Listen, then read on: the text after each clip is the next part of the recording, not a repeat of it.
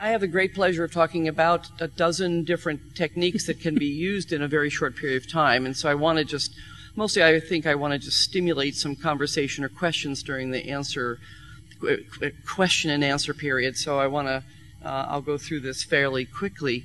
What I've learned, because I came out of a really traditional medical training and education and have moved into this world of looking at things, from a much more of a complementary alternative therapy vision. And the one thing that strikes me about that is that most all of the modalities that I'll talk about or that you've heard about are all fairly holistic. They look at the client. You're not just a woman with fibroids. You're a woman who has a number of things going on, and fibroids is just one of them. So that when you think about doing alternative therapies, it's very comprehensive. It is it's nutrition, it's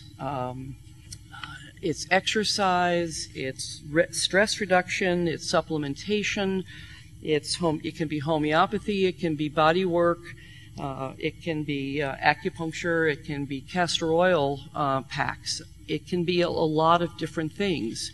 And although, as I'm sure much of the medical community says, a lot of these things are not necessarily been studied or tried, many women find out that they are very, very effective. And I think that what I found is that probably, as Joanne has said, that the people who are more likely to do alternative therapies are the people who are sort of in the watchful and waiting period. They feel they don't have symptoms that affect their lives quite as much as the woman who is more likely to go in and have surgery or ablation or any other kind of more surgical approach or even medical approach, but they have some latitude to be able to do things that are not necessarily going to cause them to become terribly anemic or weak or sick or any other thing. In terms of diet or nutrition,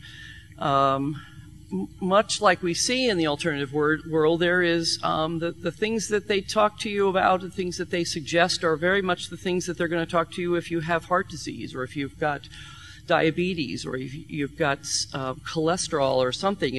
It's a matter of avoiding sugar, vegetable oils, trans fats, dairy, red meat, processed foods, alcohol, refined grains, and additives. Some of you might be thinking, well, what am I going to eat? What's left to eat now? The good news is that there are a lot of things that you can eat. It's just that avoiding all those things can really change the course of a fibroid.